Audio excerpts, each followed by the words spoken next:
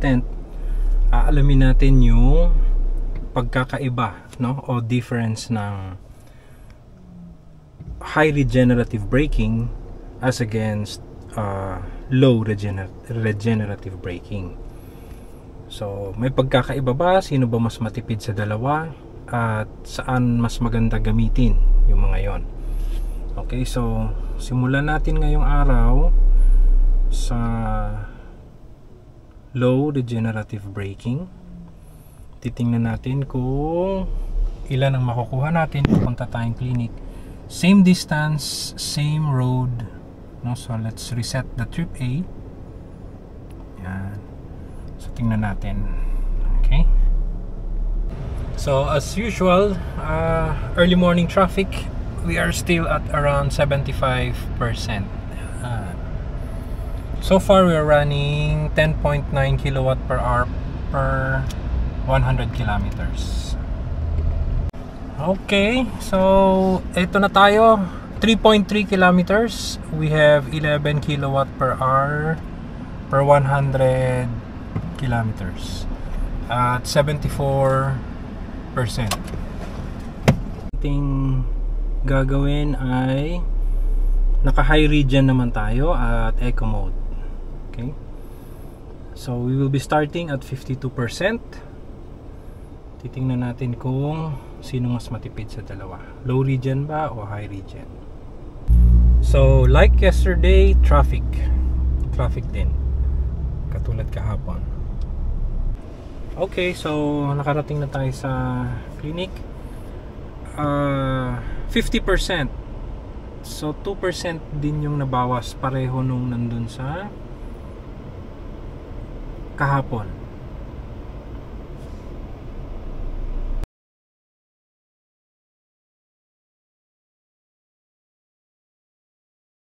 Um, 2% pareho, low regen at saka high regen. So let's try to analyze it.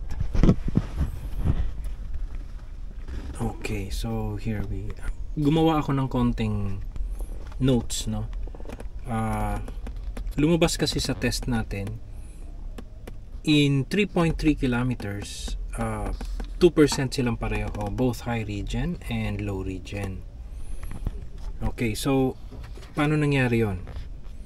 Okay, pag-usapan muna natin yung high regen. Sa high regen, once na mandar yung sasakyan at nirelease mo yung accelerator pedal, ano nangyayari? Sa lakas nung regenerative braking niya, short distance lang yung maitatakbo niya pa, and then humihinto siya. Okay? Hindi katulad ng low regen, upon release ng accelerator, nag-glide pa siya ng medyo mahaba-habang distance. So mas marami yung nako-cover niyang distance kumpara sa high regen. Sa high regen, kailangan mo pang apakan ulit yung accelerator para maabot mo yung tinakbo ng low regen. Okay, so pag inapakan mo yung accelerator, ibig sabihin yan, magko-consume ka din ulit ng battery. Okay, so dito sa low regen, hindi ganun kalakas yung pag-recharge nung battery, pero nag-glide ka. Okay, more kilometers, more distance is covered. Kaya siguro yan ang tingin ko kung bakit 2% pareho, na compensate, no. Ayan, lalo na pagka medyo maluwag yung daan.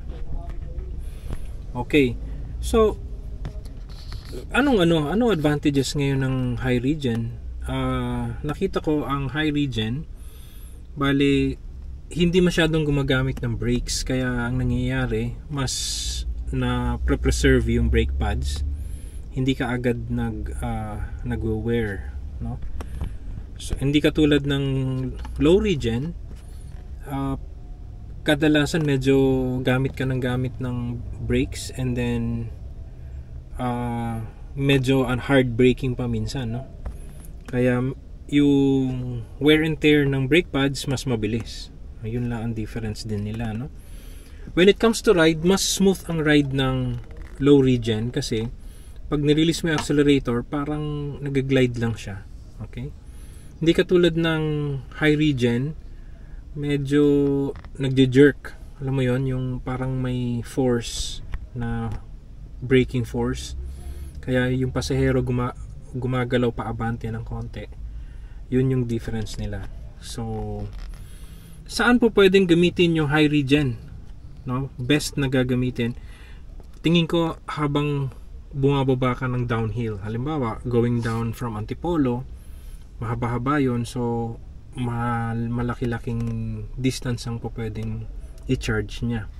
Sa low regen naman, best to gamitin pag sa expressways. Sa mga NLEX, TPLEX, ganyan, sa SLEX. Why? Para pagka bumitaw ka ng accelerator, tuloy-tuloy pa rin yung takbo niya. Nag-glide pa rin siya. Hindi siya masyadong nagbe-brake. Kung hindi naman kailangan. Okay, so yun ang tingin kong differences ng high regen and low regen. Thank you.